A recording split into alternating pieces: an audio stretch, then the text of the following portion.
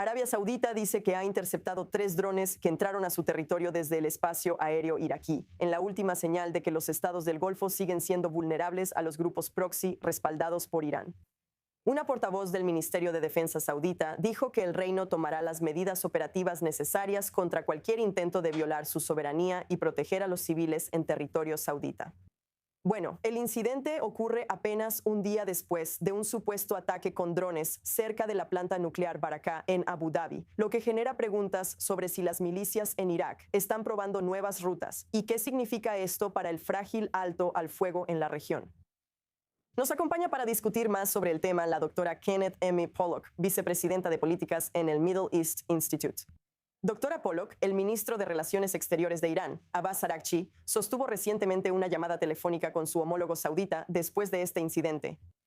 ¿Está Teherán tratando de asegurarle a Arabia Saudita que no quiere una escalada? ¿O está tratando de distanciarse de actividad de grupos proxy que tal vez no controla completamente? Bueno, primero, Nicole, muchas gracias por invitarme. Por favor, también envíale mis saludos a mi viejo amigo, el embajador Regaf. Sobre esta pregunta, creo que debemos reconocer que ha habido negociaciones secretas entre los iraníes y varios estados del Golfo desde el principio. De hecho, incluso antes de que comenzara la guerra. En cuanto a lo que sucede en esos canales secretos, siempre es difícil saberlo con exactitud. Pero creo que lo que realmente nos debe preocupar es eso. Los iraníes han estado transmitiendo constantemente a todos los estados del Golfo que ahora tienen nuevas capacidades que ya han demostrado. Eso puede causar todo tipo de daños a los sauditas, a los emiratíes y a los demás estados del Golfo. Y pase lo que pase en las negociaciones formales con Estados Unidos, una preocupación que tengo es que hay conversaciones informales en curso con los estados del Golfo en las que los iraníes están tratando de chantajear a los estados del Golfo, que incluso cuando termine esta guerra exigirán pagos extraoficiales a los estados del Golfo, como diciendo, si quieren que dejemos de lanzarles drones y misiles balísticos, esperamos que nos paguen de manera regular. Ese es el modus operandi de Irán. Es un estado que se dedica al chantaje y con la Guardia Revolucionaria completamente al mando, supongo que ese es un elemento principal de lo que tratan esas conversaciones. Y esa es mi suposición sobre el propósito de estos ataques con drones. Los iraníes simplemente les están recordando a los sauditas y a los otros estados del Golfo que pueden hacerles esto cuando quieran. ¿Hay alguna indicación de que los estados del Golfo puedan ceder ante este chantaje? Tienes a los Emiratos Árabes Unidos que han sido muy firmes al enfrentarse a Irán. Entonces, incluso si los iraníes intentan chantajear a algunos de estos estados del Golfo, ¿podrían caer en la trampa? Ciertamente es posible, Nicole, y desde mi perspectiva sería uno de los peores desenlaces para esta guerra. Es una de las razones por las que los estados del Golfo han sido tan enfáticos en tratar de lograr que la administración Trump obtenga un buen resultado en esta guerra, uno en el que Irán se ha visto como completamente derrotado. Porque la verdad es que ellos reconocen que tendrán que convivir con los iraníes incluso después de que termine esta guerra. Quieren asegurarse de no estar sujetos a este tipo de chantaje por parte de los iraníes y se dan cuenta de que, en última instancia, su capacidad para lograrlo será muy limitada. En última instancia, depende del presidente Trump y de Estados Unidos asegurar un buen final para la guerra. Como dije, están muy asustados de que si el presidente hace concesiones a los iraníes, se verán obligados a pagar. Bueno, mientras tanto, Irak tiene un nuevo primer ministro, Ali al-Zaidi, y él dice que quiere que las armas estén bajo control estatal. Pero veamos este reciente incidente con drones.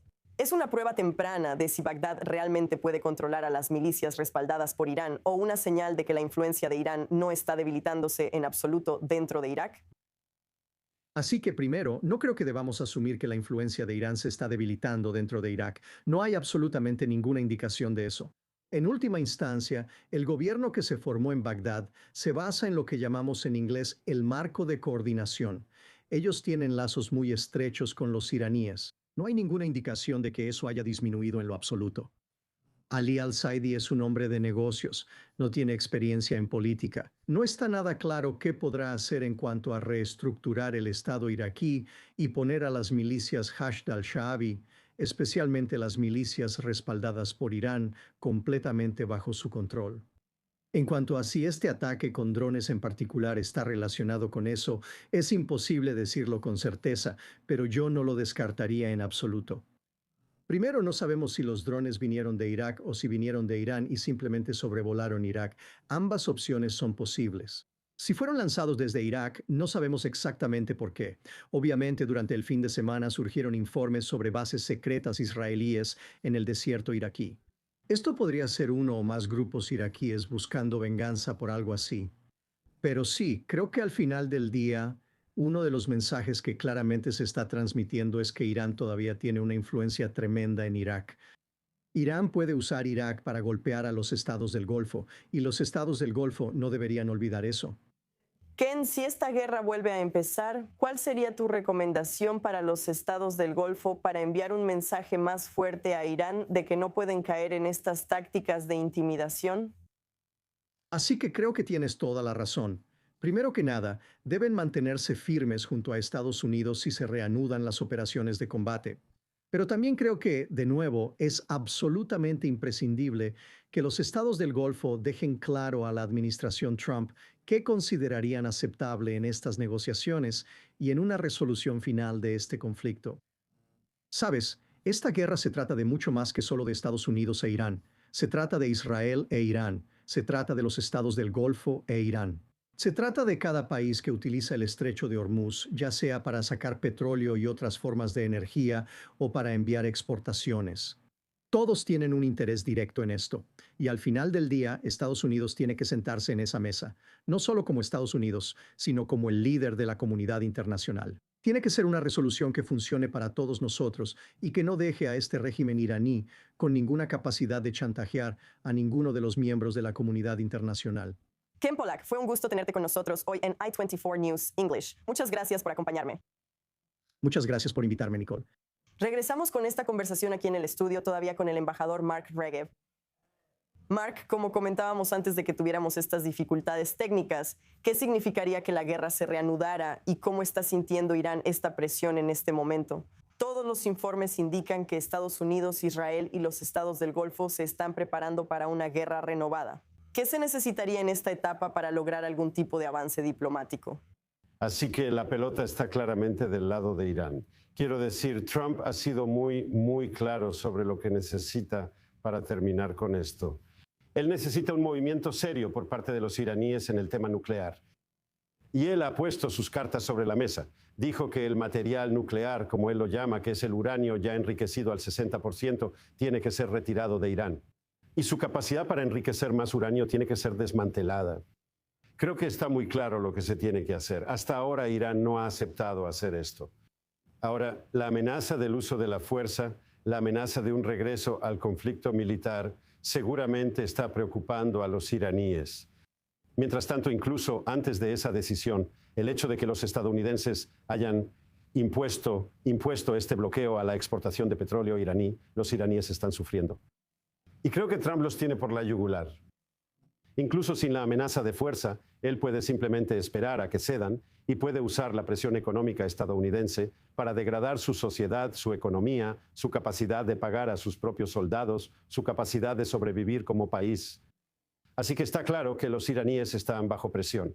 Y creo que vi una indicación de esa presión hoy cuando vi un informe en una de las agencias de noticias que decía que un alto funcionario iraní dijo que los estadounidenses están mostrando flexibilidad. En otras palabras, está preparando el terreno para una posible concesión iraní. Ahora, no quiero que nuestros espectadores se hagan ilusiones de que esto se va a resolver muy rápido. Pero no tengo ninguna duda de que la trayectoria, la forma general en que esto se está desarrollando parece ser muy positiva. Y al final, Irán, de una forma u otra, aceptará lo que Estados Unidos está exigiendo sobre el tema nuclear. Bueno, esto también cuando hablas de las declaraciones que salen de Irán, hoy también escuchamos que están creando un nuevo organismo para administrar el estrecho de Hormuz. Básicamente, Teherán está tratando de formalizar el control sobre esta vía marítima internacional. Entonces, cuando se trata del mensaje que están transmitiendo, incluso a los propios iraníes tratando de formalizar el control sobre esta vía marítima internacional, ¿qué deberíamos estar observando a continuación? En cuanto a las negociaciones allí y las amenazas que Irán puede seguir lanzando a cualquiera de los barcos que pasan por ahí. Obviamente eso es algo inaceptable y no será aceptable no solo para los iraníes, sino también para Estados Unidos y para los países árabes que limitan con el Golfo. Que Irán diga unilateralmente que esa es su vía marítima. O sea, piensa en las ramificaciones. Piensa en cualquier país que tenga proximidad a una vía marítima internacional y de repente la bloquee. Eso cambiaría el derecho internacional. Piensa en lo que podrían hacer los turcos. Piensa en lo que podrían hacer los panameños. Piensa en lo que podrían hacer los indonesios. En el momento en que abres esta caja de Pandora, tienes un verdadero problema internacional. Y por eso nadie puede aceptar esta demanda unilateral iraní. Está claro que es solo su manera de intentar presionar a los demás. Tenemos que mantenernos enfocados en lo importante, y eso es lograr que el expediente nuclear iraní se cierre de una vez por todas.